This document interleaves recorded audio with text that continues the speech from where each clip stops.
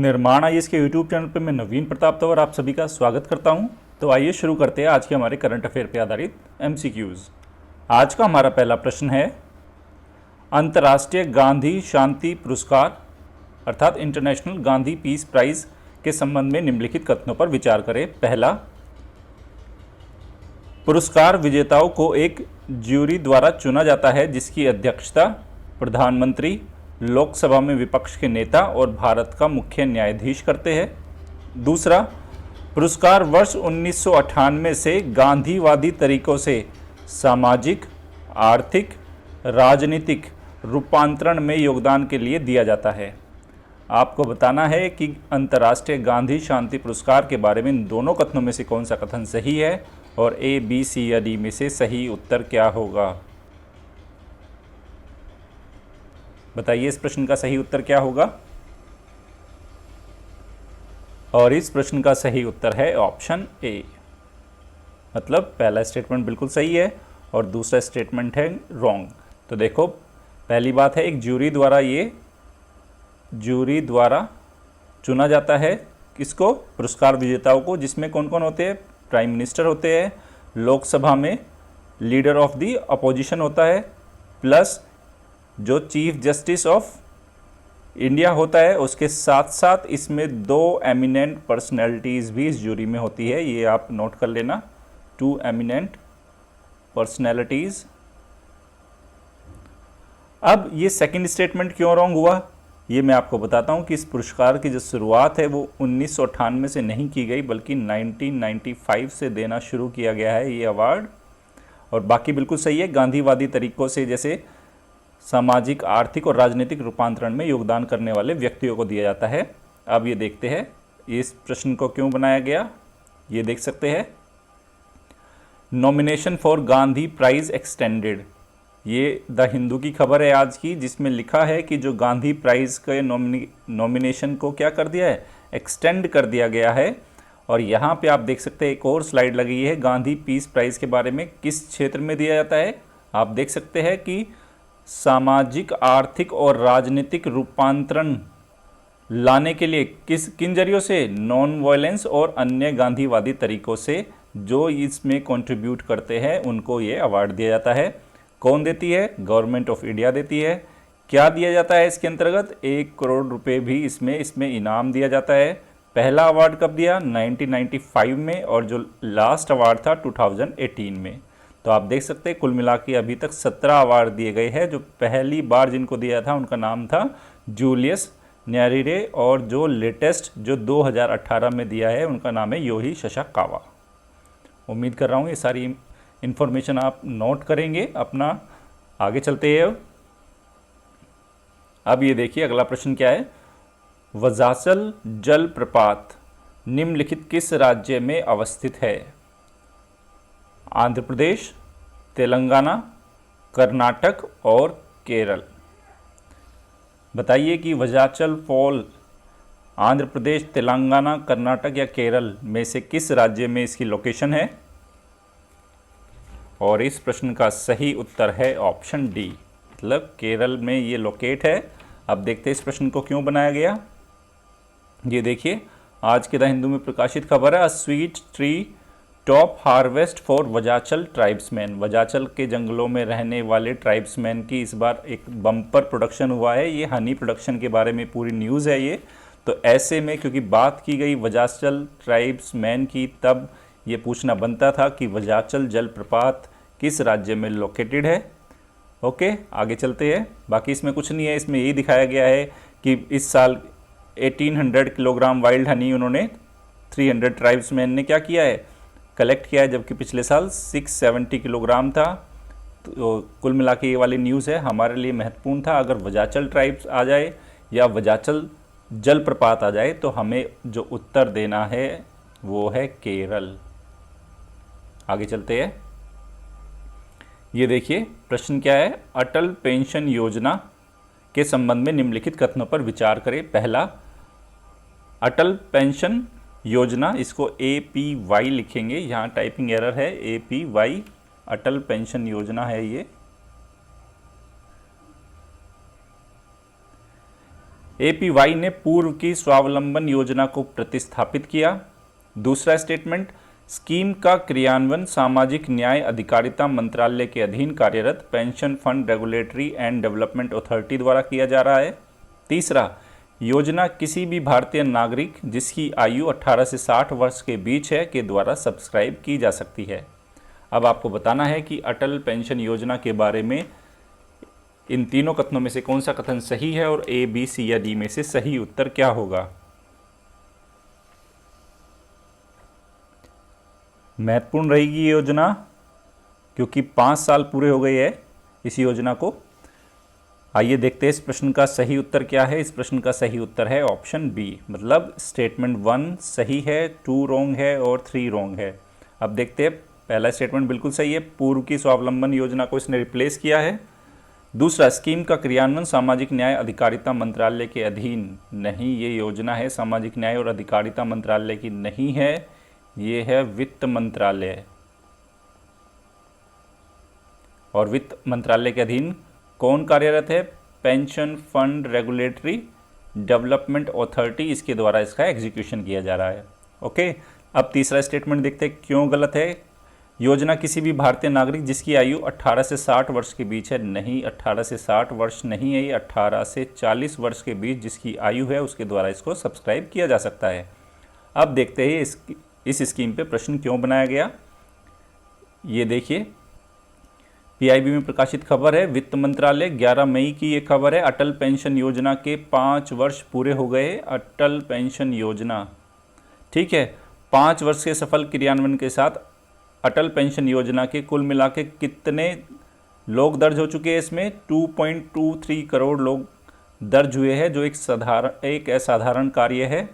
अब सबसे पहले देखते हैं, मैं आपको बता देता हूँ 5 साल क्योंकि पूरे हो गए हैं, तो यहाँ हम ध्यान रखेंगे जो स्कीम की शुरुआत थी वो 9 मई 2015 को ये शुरू की गई थी और अभी 9 मई 2020 को इस योजना के 5 साल पूरे हुए हैं।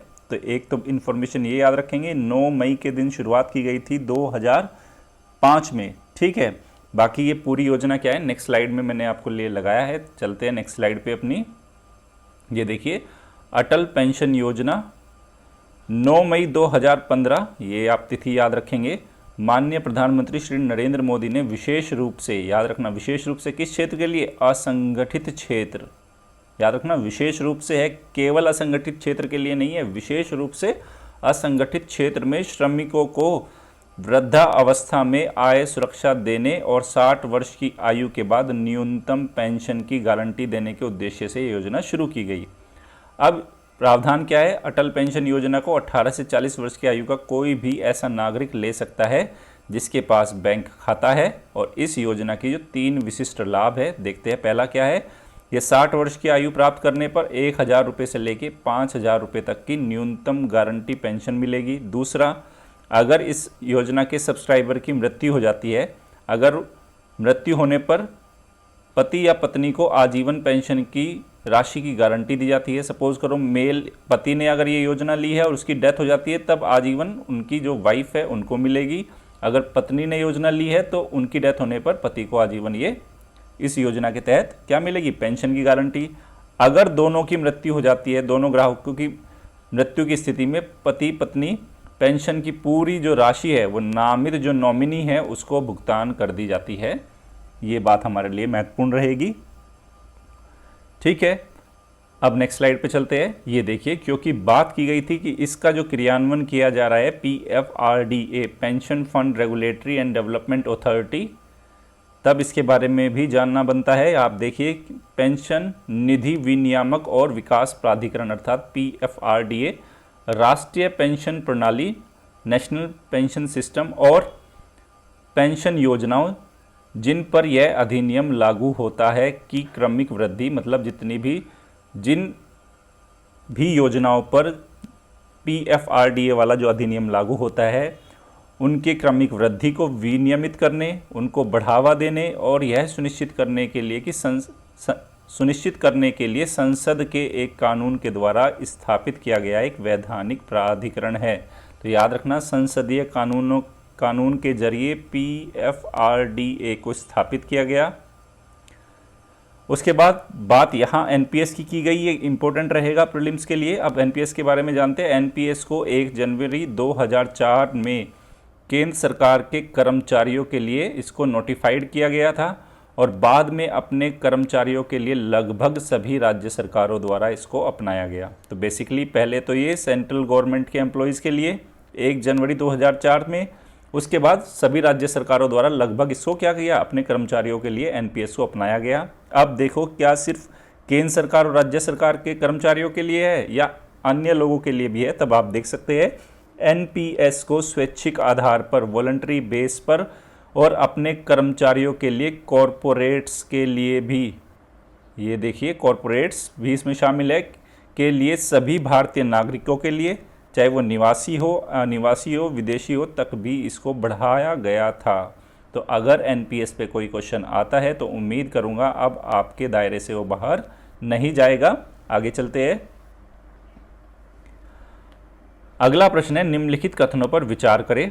पहला, प्रत्येक वर्ष 11 मई अंतर्राष्ट्रीय नर्स दिवस के रूप में मनाया जाता है। दूसरा, वर्ष 2020 को विश्व स्वास्थ्य संगठन द्वारा नर्स एवं मिडवाइफ वर्ष अर्थात year of nurses and midwife के रूप में मनाया जा रहा है। अब आपको बताना है कि इन दोनों कथनों में से कौन सा कथन सही है और ए, बी, सी या डी में से सही उत्तर क्या होगा। इस बार महत्वपूर्ण रहेगा अंतर्राष्ट्रीय नर्स दिवस। स्टेट सर्विसेज में तो काफ़ी इंपॉर्टेंट रहेगा ये, क्योंकि फैक्चुअल क्वेश्चन अगर आता है, और इस बार क्योंकि फ्रंट लाइन जो हेल्थ कर्मी है ये लोग, तो इन पे क्वेश्चन पूछा जा सकता है। बताइए क्या होगा इस प्रश्न का सही उत्तर, और इस प्रश्न का सही उत्तर है ऑप्शन ए, मतलब पहला कथन सही ऑप्शन ए नहीं होगा स्टूडेंट, इसका जो उत्तर होगा ऑप्शन बी होगा। पहला स्टेटमेंट तो रॉन्ग है, पहला रॉन्ग है, दूसरा सही है, क्योंकि 11 मई के दिन नहीं मनाया जाता, ये 12 मई, याद रखेंगे इसको, 12 मई। ठीक है, तो उत्तर क्या है, केवल 2, बी सही है, और बी जो सेकंड स्टेटमेंट है बिल्कुल सही है कि वर्ष 2020 को विश्व स्वास्थ्य संगठन द्वारा year of nurse and midwife के रूप में मनाया जा रहा है। तो याद रखेंगे 12 मई है अंतर्राष्ट्रीय नर्स डे। ओके, अब देखते हैं इस प्रश्न को क्यों बनाया गया। ये देखिए इंडियन एक्सप्रेस में प्रकाशित खबर है, international nurse day, nursing the noble profession. ठीक है, यहाँ पे फ्लोरेंस नाइटिंगेल की बात की गई है। नेक्स्ट स्लाइड में बताता हूँ मैं पूरा का पूरा इंटरनेशनल नर्स डे के बारे में। चलिए नेक्स्ट स्लाइड पे। ये देखिए 12 मई अंतर्राष्ट्रीय नर्स दिवस के रूप में मनाया जाता है। तो देख सकते हैं यहाँ पे प्रत्येक साल 12 मई को अंतर्राष्ट्रीय नर्स दिवस के रूप में मनाया जाता है, और किसकी याद में, बर्थ एनिवर्सरी है किसकी, फ्लोरेंस नाइटिंगेल की बर्थ एनिवर्सरी के रूप में इसको मनाया जाता है। अब इस साल का अगर थीम देखें तो क्या है, nurses a voice to lead nursing the world to health, ये इसका थीम रहेगा। उसके बाद देखते हैं यहाँ जो महत्वपूर्ण जानकारी है कि साल 2020 को मनाया जा रहा है किस रूप में, year of nurses and midwife. ठीक है, क्यों मनाया जा रहा है इसको, क्योंकि यह फ्लोरेंस नाइटिंगेल की 200वीं जन्म जो क्या है, जयंती है, बर्थ एनिवर्सरी के रूप में। तो फ्लोरेंस नाइटिंगेल के 200वीं वर्ष जो बर्थ एनिवर्सरी है उसके उपलक्ष्य में मनाया जा रहा है 2020 को year of nurse and midwife के रूप में। This is being organised by the world health organisation, किसके द्वारा मनाया जा रहा है ये, विश्व स्वास्थ्य संगठन के द्वारा, किसके लिए, in order to achieve universal health coverage. ठीक है, अब ये देखते हैं फ्लोरेंस नाइटिंगेल कौन थी ये, इनके बारे में जान लेते हैं। इनको किस नाम से जाना जाता था, लेडी विद द लैम्प। क्यों जाना जाता था इस नाम से, क्योंकि this was because she use to make round through the camps with the lamp, मतलब अपनी वो नर्सिंग केयर करती थी, वो लैंप उनके हाथ में रहता था, वो कैंप में जा जा के लोगों को देखती थी, जिसके चलते उनको लेडी विद द लैंप भी बोला जाता था। और आप देख सकते हैं she was born in a wealthy English family in Italy में उनका जन्म हुआ था। और किस लिए फेमस थी वो, अपनी नर्सिंग केयर के लिए, नर्सिंग की देखभाल के कारण वो प्रसिद्ध थी। क्योंकि इस साल कोविड-19 के खिलाफ लड़ाई में फ्रंट लाइन जो स्वास्थ्य कर्मी है उनमें नर्सिस का महत्वपूर्ण योगदान है, इसलिए हो सकता है कि इस पे कोई क्वेश्चन पूछा जा सके। स्टेट सर्विसेज में तो डेफिनेटली पूछे जाने के चांसेस है, यूपीएससी में कहा नहीं जा सकता इस टाइप के क्वेश्चन पूछेगा या नहीं, लेकिन हमें इस तरह की जानकारी होना ज़रूरी है। आगे चलते हैं। ये देखिए, हाल ही में किस मंत्रालय के अधीन सुरक्षा स्टोर पहल अर्थात सुरक्षा स्टोर इनिशिएटिव की शुरुआत की गई है? ए, विज्ञान एवं प्रौद्योगिकी मंत्रालय, रसायन एवं उर्वरक मंत्रालय, उपभोक्ता मामले एवं खाद्य व सार्वजनिक वितरण मंत्रालय और ग्रामीण विकास मंत्रालय। अब आप बताइए कि ए, बी, सी या डी में से सही उत्तर क्या होगा। और इस प्रश्न का सही उत्तर है ऑप्शन सी। अब देखते हैं इस प्रश्न को क्यों बनाया गया। ये देखिए, आप इस खबर को देख सकते हैं, द हिंदू की खबर है ये। Consumer affairs department partners with 2 startup, जो हमारा उपभोक्ता मामलों का विभाग है, उसने 2 स्टार्टअप के साथ मिलकर सुरक्षा स्टोर इनिशिएटिव की शुरुआत की है। यहाँ पे देख सकते हैं डिपार्टमेंट ऑफ कंज्यूमर अफेयर्स कौन से मंत्रालय के अधीन आता है? ये उपभोक्ता मामले एवं सार्वजनिक व खाद्य व सार्वजनिक वितरण मंत्रालय के अधीन आता है। उसने 2 स्टार्टअप कंपनी है जिनके नाम है सेफ जॉब और सीकीफाई। सेफ जॉब और सीकीफाई के साथ मिलके कोविड-19 के जो प्रसार को उसको रोकने के लिए इस इनिशिएटिव को शुरू किया है, ताकि किराना स्टोर पे, इस स्टोर के स्तर पे कोविड-19 का क्या हो, प्रसार ना हो। तो बेसिकली ये किस लिए डिज़ाइन की गई है? आप देख सकते हैं, द सुरक्षा store initiative is design for the health and safety of the citizens during and after the lockdown. मतलब लॉकडाउन के पहले और उसके बाद में भी नागरिकों के स्वास्थ्य की और सुरक्षा की देखभाल के लिए इसको डिज़ाइन किया गया है। जो इसका प्राइमरी ऑब्जेक्टिव है, क्यों लाए गए इस प्रोजेक्ट को? टू एडिक्वेट किराना स्टोर और जो ओनर्स है, मतलब किराना स्टोर के जो भी मालिक है, उनको किस एडुकेट करना देश भर में, किस लिए? कोविड-19 की सेफ्टी जो गाइडलाइंस है और प्रोटोकॉल है वो फॉलो करे, ताकि उनका जो बिजनेस, क्योंकि किराना स्टोर्स को ओपन रखने की परमिशंस है, क्योंकि वो एसेंशियल्स को सप्लाई कर रहे हैं, तब ऐसे में उनकी दुकानों से वो ना फैल जाए। तो कुछ गाइडलाइन बनाई गई है ताकि उनके बारे में उनको एडुकेट किया जा सके, कोविड-19 के प्रसार को रोका जा सके। तो सुरक्षा स्टोर इनिशिएटिव की बात की हो गई है। ये आगे चलते हैं। ये देखिए, महत्वपूर्ण प्रश्न रहेगा पीटी का पॉइंट ऑफ व्यू से। प्रश्न क्या है? भारत के रजिस्ट्रार जनरल ऑफ इंडिया द्वारा हाल ही में जन्म दर, मृत्यु दर और नवजात मृत्यु दर, इन्फेंट मोर्टेलिटी रेट के संबंध में जारी आंकड़ों के विषय में निम्नलिखित पर विचार करें। पहला, राष्ट्रीय जन्म दर 20 प्रति हजार है आंकड़ों के अनुसार, जो अभी लेटेस्ट आंकड़े आए हैं। दूसरा, राष्ट्रीय मृत्यु दर 6.2 प्रति मिलियन है। तीसरा, नवजात मृत्यु दर 36 है। तब आपको बताना है कि रजिस्ट्रार जनरल ऑफ इंडिया द्वारा अभी जो बर्थ रेट, डेथ रेट और इन्फेंट मोर्टेलिटी रेट के संबंध में जो आंकड़े जारी किए गए हैं, उनके विषय में इन तीनों कथनों में से कौन सा कथन सही है, और ए, बी, सी या डी में से सही उत्तर क्या होगा? महत्वपूर्ण रहेगा यूपीएससी के लिए, स्टेट सर्विसेज के लिए। जरूर पढ़ा होगा आपने न्यूज़पेपर में से। और इस प्रश्न का सही उत्तर है ऑप्शन सी। ऑप्शन सी है, मतलब केवल कथन एक सही है, दूसरा और तीसरा दोनों गलत है। ठीक है, पहला स्टेटमेंट देखते हैं कि राष्ट्रीय जो नेशनल बर्थ रेट है वो 20 पर 1000 है, बिल्कुल सही बात है। लेकिन जो राष्ट्रीय मृत्यु दर है वो 6.2, ये 6.2 तो है, लेकिन प्रति मिलियन नहीं है। ये बात ध्यान रखेंगे, पर 1000 है ये, इसलिए ये सेकंड गलत हुआ। तीसरा, नवजात मृत्यु दर 36 है, 36 नहीं है, जो नवजात मृत्यु दर है वो है 32, इसलिए ये स्टेटमेंट भी गलत हुआ। अब जानते हैं इस प्रश्न को क्यों बनाया गया। ये देखिए, ये इंडियन एक्सप्रेस की प्रकाशित खबर है। नेशनल इन्फेंट मोर्टेलिटी रेट, जो IMR बोलते हैं उसको, वो कितना है? 32। ठीक है, और मध्य प्रदेश इस मामले में सबसे खराब प्रदर्शन रहा है। अभी ये डेटा रिलीज़ किया गया है, आप देख सकते हैं। According to data release by registrar general of India, the national birth rate in 2018 stood at 20, जो मैंने स्टेटमेंट में पूछा। और डेथ रेट क्या है? 6.2 है, और जो इन्फेंट मोर्टेलिटी रेट क्या है वो 32 है। ये पूरी खबर क्या थी, मैं नेक्स्ट स्लाइड में आपके लिए लेके आया हूँ। बहुत इंपॉर्टेंट रहेगी, ध्यान से देखना, नोट करते रहना इंपॉर्टेंट पॉइंट्स को। चलते हैं अगली स्लाइड पे।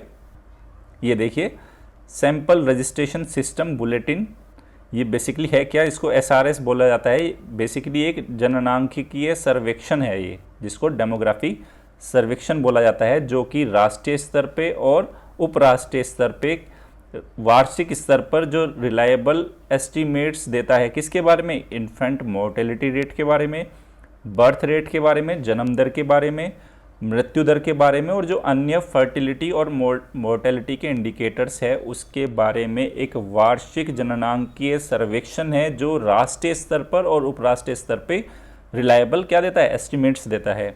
अब इस सर्वे के अंदर जो महत्वपूर्ण बातें निकल के आई है वो क्या क्या है, पहले तो मैं बता देता हूँ ये डेटा कब कलेक्ट किया गया था, किसके आधार पर रिलीज़ किया है। यहाँ देख सकते हैं जितनी भी अभी डिटेल्स जारी की गई है अभी SRS में by the centre recently in its sample registration system bulletin based on the data collected for 2018, मतलब 2018 में जो डेटा कलेक्ट किया गया था उस पर आधारित ये सारी जानकारियाँ है। अब देखते हैं जानकारी क्या है, वेरी इंपॉर्टेंट लिखना है इसको।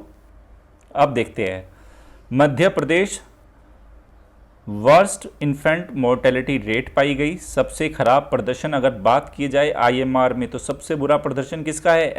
MP वाले बच्चे ध्यान रखना। और while Nagaland has the best, Nagaland का जो परफॉर्मेंस क्या था IMR के मामले में बेस्ट है। फिर छत्तीसगढ़ की अगर बात की जाए तो हाईएस्ट डेथ रेट है वहाँ पे, जबकि दिल्ली में क्या है? लोएस्ट। बिहार की बात करें continues to remain at the top list, birth rate के मामले में सबसे टॉप में बिहार का स्थान है और सबसे नीचे किसका स्थान है? अंडमान एंड निकोबार का। ठीक है, आगे चलते हैं, थोड़ा और डिटेल में जान लेते हैं। ये देखिए अभी जो डाटा रिलीज़ किया गया है रजिस्ट्रार जनरल ऑफ इंडिया के द्वारा, उसके अनुसार जो नेशनल बर्थ रेट है वो 2018 में कितनी है? 20 है। स्टेटमेंट में मैंने पूछा MCQ में।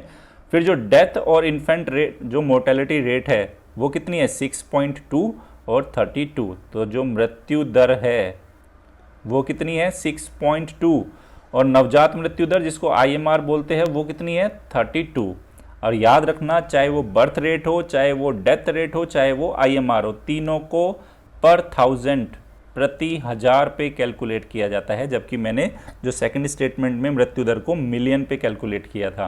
अगर बात अब मिलियन की हो रही है तो आप मुझे बताना पर मिलियन पे इंडिया में पर मिलियन पे कौन सी रेट को कैलकुलेट किया जाता है डेमोग्राफिक, ये आप मुझे कमेंट सेक्शन में लिख के बताओगे, महत्वपूर्ण रहेगा ये।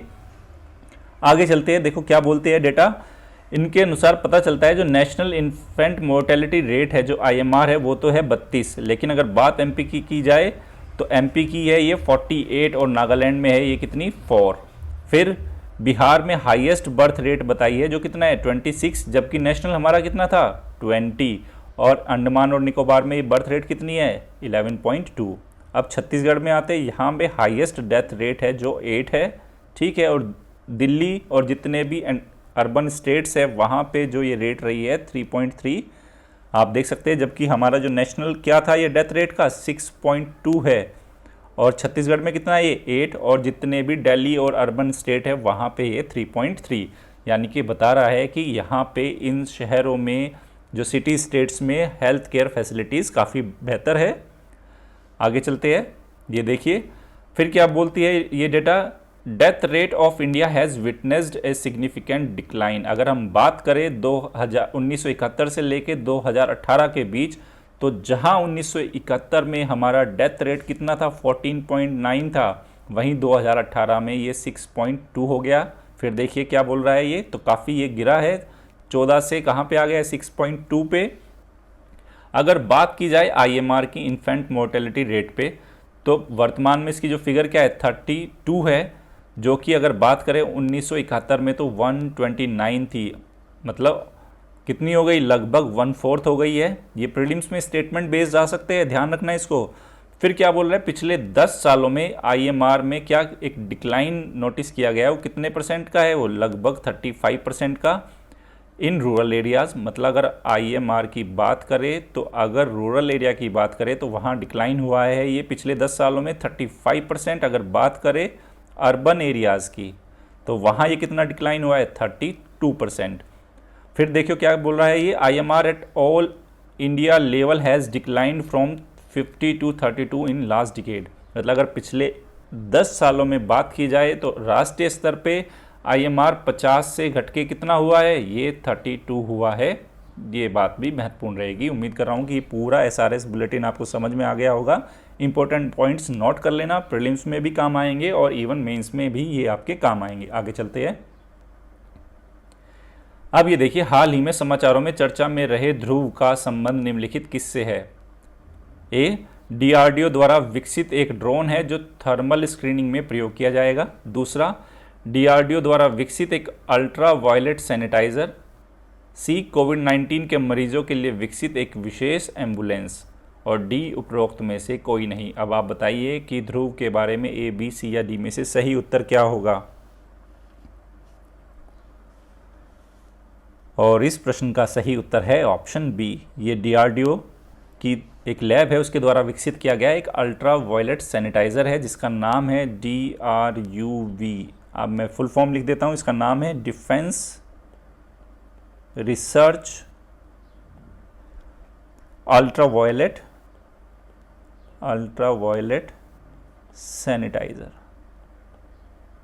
ये इसकी फुल फॉर्म है। आगे देखते हैं इस प्रश्न को क्यों बनाया गया।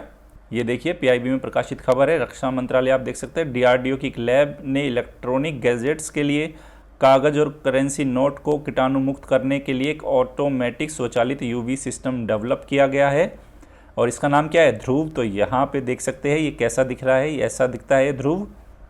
आप देख सकते हैं रक्षा अनुसंधान अर्थात डीआरडीओ की एक प्रमुख प्रयोगशाला है, नाम है रिसर्च सेंटर इमारत, RCI बोला जाएगा उसको। उसने हैदराबाद में लोकेट है। एक स्वचालित और संपर्क रहित यूवी सैनिटाइजेशन कैबिनेट विकसित किया है जिसका नाम है defence research ultraviolet sanitiser, DRUV। ठीक है, आगे चलते हैं। अगला प्रश्न है, हाल ही में समाचारों में चर्चा में रहे भरोसा के विषय में निम्नलिखित कथनों पर विचार करें। पहला, यह एक हेल्पलाइन है जो सेंट्रल यूनिवर्सिटी ऑफ चेन्नई के विद्यार्थियों के लिए लॉन्च की गई। दूसरा, यह विद्यार्थियों को मानसिक और मनोवैज्ञानिक सहायता प्रदान करने के लिए लॉन्च की गई है। अब आपको बताना है कि भरोसा के बारे में ए, बी, सी या डी में से सही उत्तर क्या होगा। और इस प्रश्न का सही उत्तर है ऑप्शन बी।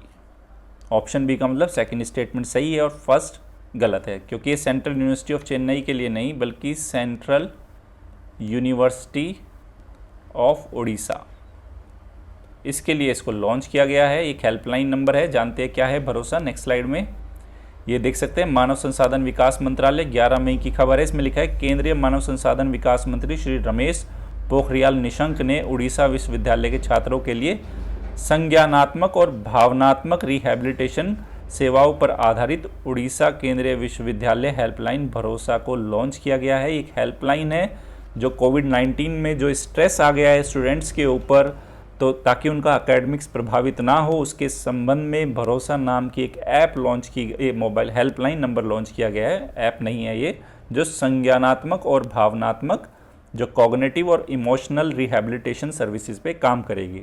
आगे चलते हैं। ये देखिए आज का हमारा अभ्यास प्रश्न। अभ्यास प्रश्न है, अंतर्राष्ट्रीय ऊर्जा एजेंसी इंटरनेशनल एनर्जी एजेंसी के संबंध में निम्नलिखित कथनों पर विचार करें। पहला, IEA का सदस्य बनने हेतु एक देश को, मतलब किसी भी देश को, आर्थिक सहयोग और विकास संगठन OECD का सदस्य होना चाहिए। दूसरा, भारत वर्ष 2015 में संबद्ध सदस्य अर्थात एसोसिएट मेंबर के रूप में IEA में सम्मिलित हुआ। अब आपको बताना है कि IEA के बारे में इन दोनों कथनों में से कौन सा कथन सही है और A, B, C या D में से सही उत्तर क्या होगा, ये आप मुझे कमेंट सेक्शन में लिख के बताएंगे। ठीक है, आगे चलते हैं। अब ये देखिए, कल मैंने आपसे एक प्रश्न पूछा था। प्रश्न था, प्राणवायु कार्यक्रम का संबंध निम्नलिखित किस राज्य से है, और इस प्रश्न का सही उत्तर है ऑप्शन बी, कर्नाटक। अब देखते हैं इस प्रश्न को क्यों बनाया गया था। ये देखिए, ऑल इंडिया रेडियो की खबर है। ये AIR बेंगलुरु लॉन्च प्राणवायु प्रोग्राम टू क्रिएट अवेयरनेस। प्राणवायु प्रोग्राम को लॉन्च किया है बेंगलुरु ने, किस लिए? Create awareness on the need of self examine respiratory health, मतलब अपनी जो रेस्पिरेटरी हेल्थ को खुद से उसको एग्जामिन करने के लिए और उसके संबंध में अवेयरनेस क्रिएट करने के लिए इसके लॉन्च किया गया है। आप देख सकते हैं, Pranavayu program launched by city corporation in Bengaluru, मतलब बेंगलुरु नगर निगम के द्वारा लॉन्च किया गया। Creating awareness through advertisement in media, मतलब मीडिया में एडवर्टाइजमेंट के जरिए। About the need to carry out self examine for early detection of any element that could aggravate the situation if contracted with the viral infection. तो viral infection से या उससे जुड़ी हुई किसी भी सिचुएशन के चलते अगर उनको कोई स्वास्थ्य से किसी तरह की परेशानी हो रही है तो उसके संबंध में प्राणवायु प्रोग्राम लॉन्च किया गया है ताकि लोगों में जागरूकता उत्पन्न की जा सके। ठीक है, निर्माण आईएएस की daily current affair based MCQ की आज की सीरीज यहीं समाप्त होती है। अगर आपको हमारी पहल पसंद आ रही है तो हमारे यूट्यूब चैनल को लाइक कीजिए, शेयर कीजिए और सब्सक्राइब कीजिए। धन्यवाद।